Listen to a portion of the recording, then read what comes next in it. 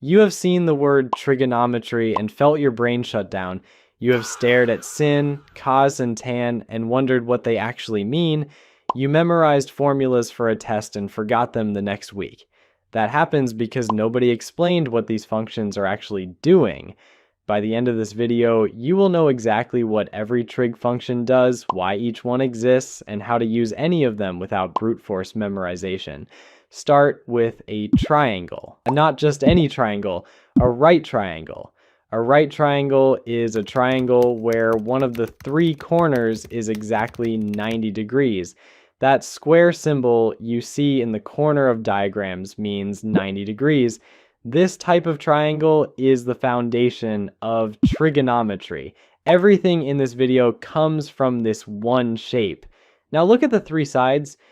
The longest side is always the one across from the 90-degree corner. That side has a name. It is called the hypotenuse. The other two sides do not have fixed names. Their names change depending on which angle you are focused on. The side directly across from your chosen angle is called the opposite side. The side next to your chosen angle is called the adjacent side. Opposite means across from. Adjacent means next to. These three names matter.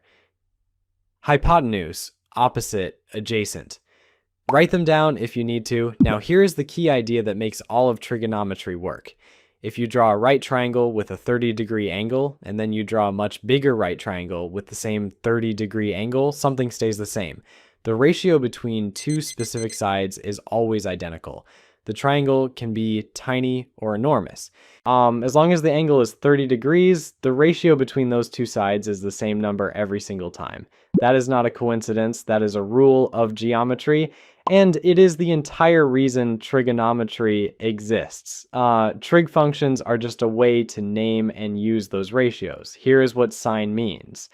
Sine is a ratio. Specifically, sine is the opposite side divided by the hypotenuse. That is it. When you write sine of an angle, you are asking one question. How long is the opposite side compared to the hypotenuse? This matters because it lets you calculate a side you cannot directly measure. Say a ladder is leaning against a wall, the ladder is 5 meters long, the angle between the ladder and the ground is 60 degrees, you want to know how high up the wall the ladder reaches, you cannot climb up and measure it, but you can calculate it. The ladder is the hypotenuse. The wall height is the opposite side. Sine of 60 degrees is 0.866. You multiply 5 meters by 0.866 and you get 4.33 meters. That is the height. Sine gave you a side you could not see. The key point is this: sine takes an angle and tells you the ratio of the opposite side to the hypotenuse. Once you know that ratio, you can find any missing length. Here is what cosine means. Cosine is also a ratio. Cosine is the adjacent side divided by the hypotenuse. When you write cosine of an angle, you are asking a different question. How long is the side next to the angle compared to the hypotenuse? Go back to the same ladder leaning against a wall. The ladder is 5 meters, the angle at the ground is 60 degrees. This time, you want to know how far the base of the ladder is from the wall. The base distance is the adjacent side. Cosine of 60 degrees is 0.5. You multiply 5 by 0.5 and you get 2.5 meters. The base of the ladder is 2.5 meters from the wall. Same ladder, same angle. Sine gave you the height. Cosine gave you the base distance. Two different questions, two different ratios, two different answers. The key point is this: cosine takes an angle and tells you the ratio of the adjacent side to the hypotenuse. Here is what's actually happening when you use sine and cosine together. These two functions are doing opposite jobs. When an angle gets bigger, the opposite side grows and the adjacent side shrinks, right? So sine goes up and cosine goes down. And when an angle gets smaller, sine goes down and cosine goes up. They move in opposite directions. That is not a rule you memorized. It follows directly from the shape of the triangle changing. A steeper angle means more height and less base distance. Here is what tangent means. Tangent is the third ratio. Tangent is the opposite side divided by the adjacent side. Notice what is missing. The hypotenuse is not involved at all. Tangent ignores the hypotenuse completely. When you write tan of an angle, you are asking, how does the height compare to the base distance? Another way to say it, how steep is this angle? Here is a concrete example. You are standing 10 meters away from a building. You look up at the top of the building. Your line of sight makes a 40-degree angle with the ground.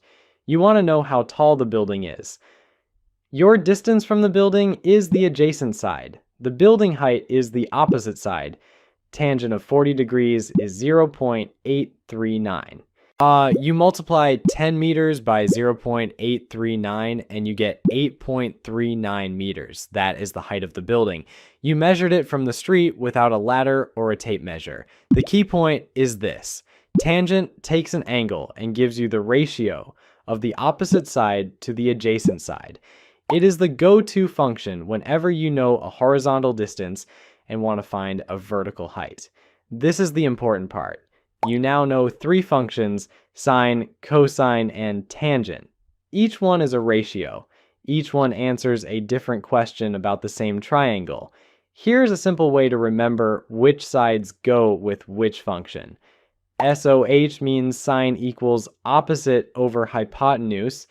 CAH means cosine equals adjacent over hypotenuse. TOA means tangent equals opposite over adjacent. SOH-CAH-TOA. This is not a magic formula, it is a reference card. It helps you remember which two sides each function uses, nothing more. If you understand what opposite, adjacent, and hypotenuse mean, then SOH-CAH-TOA just confirms what you already know. Start with the sides you have or need, then pick the function that connects them. Now here is why this matters to you.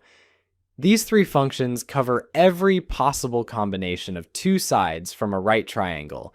There are only three pairs possible: opposite and hypotenuse, adjacent and hypotenuse, opposite and adjacent.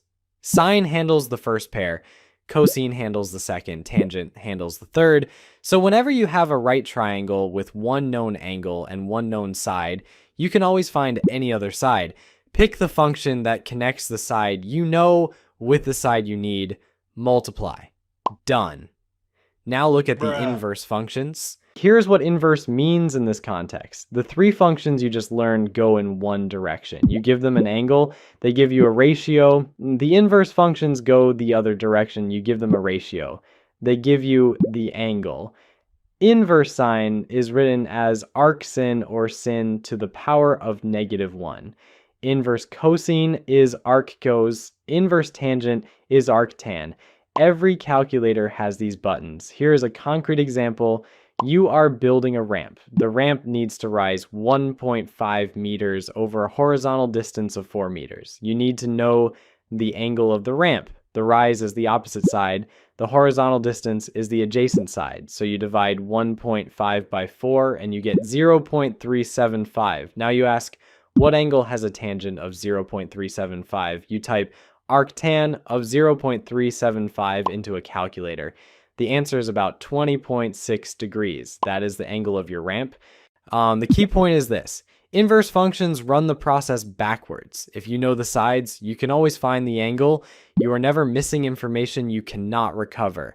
Let me show you exactly how this works when you put it all together. Say a phone GPS needs to calculate a straight line distance. You walked 300 meters east and 400 meters north. You did not walk in a straight line, but your phone can calculate the straight distance from start to finish. First, it uses the two distances to find the hypotenuse of a right triangle. Then it uses arctan of 400 divided by 300 to find the angle of your path. All of that happens instantly using the same three ratios you now understand. Now here's how the concepts connect.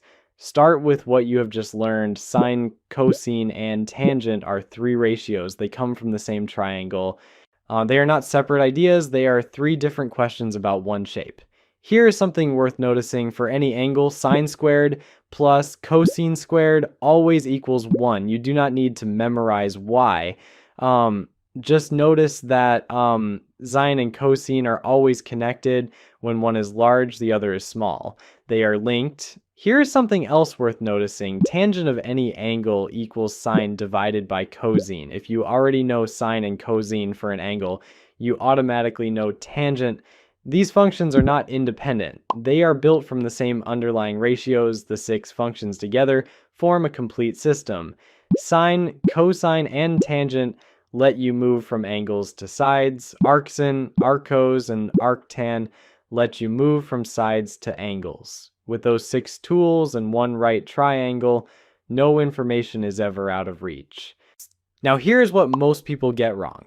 The first mistake is confusing opposite and adjacent. Remember, these names are not fixed positions on the triangle. They depend on which angle you are working with. The same side can be opposite for one angle and adjacent for another angle in the same triangle.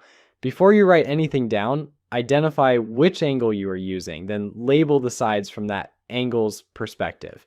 The second mistake is reaching for sine when tangent is the right choice. Sine always involves the hypotenuse. If the hypotenuse is not part of the problem, sine is not the right function. If you have a height and a base distance and no hypotenuse, use tangent. The third mistake is using basic sine, cosine, and tangent on triangles that do not have a 90-degree angle. These 3 functions only work on right triangles. If your triangle has no right angle, a different set of rules applies. Those rules exist, and they work. But they are not what you learned today. Know the boundary. The fourth mistake is memorizing SOH-CAH-TOA without understanding the ratios. The letters only help if you know what opposite, adjacent, and hypotenuse mean in your specific triangle. If you skip that step, the letters become useless sounds. Always label the triangle first, then use SOH-CAH-TOA as a confirmation. The fifth mistake is forgetting that inverse functions exist. Students learn to go from angles to sides, then they get stuck when the problem gives them sides and asks for an angle. The inverse functions exist precisely for that situation. If you know the ratio, you can always find the angle. The process runs both ways. Now here is where you actually use this. The construction workers use trigonometry to calculate roof beam lengths. The angle of a roof is known. The width of the house is known. Sine or cosine gives the exact beam length without measuring the beam directly. Surveyors use tangent to measure the height of structures, like stand at a known distance, measure the angle to the top, multiply. The height appears without climbing anything. Game developers use sine and cosine constantly. When a character or object moves at an angle in a game, the code uses these 2 functions to split that diagonal movement into a horizontal part and a vertical part. Every smooth movement you see on screen involves these ratios. Phone navigation uses all of these functions every time it calculates a route. Any path that is not perfectly horizontal or vertical involves a right triangle somewhere in the calculation. Here's one you can try yourself. Stand a fixed distance from a wall, open your phone compass or a protractor app. Measure the angle from your eye to the top of the wall, multiply that distance by the tangent of the angle. Compare your answer to the actual height. You will be close. That is trigonometry working in real life in under 2 minutes. Here is what you now know. Sine is the opposite side divided by the hypotenuse. It tells you how tall a triangle is relative to its longest side. Cosine is the adjacent side divided by the hypotenuse. It tells you how wide a triangle is relative to its longest side. Tangent is the opposite side divided by the adjacent side. It tells you how steep an angle is. SOH-CAH-TOA is a reference card. It connects each function to the 2 sides it uses. Label your triangle. Pick the function that connects what you have to what you need. Multiply. The inverse functions run the process backwards. Arcsin, arccos, and arctan take a ratio and return the angle. All 6 functions exist because of one fact. The ratio between 2 sides of a right triangle stays constant for any given angle, no matter the size of the triangle. You now know what every trig function does. You know what each one measures. You know when to use each one. That understanding does not disappear after a test. It stays with you because it is based on what the functions actually are, not on memorized rules.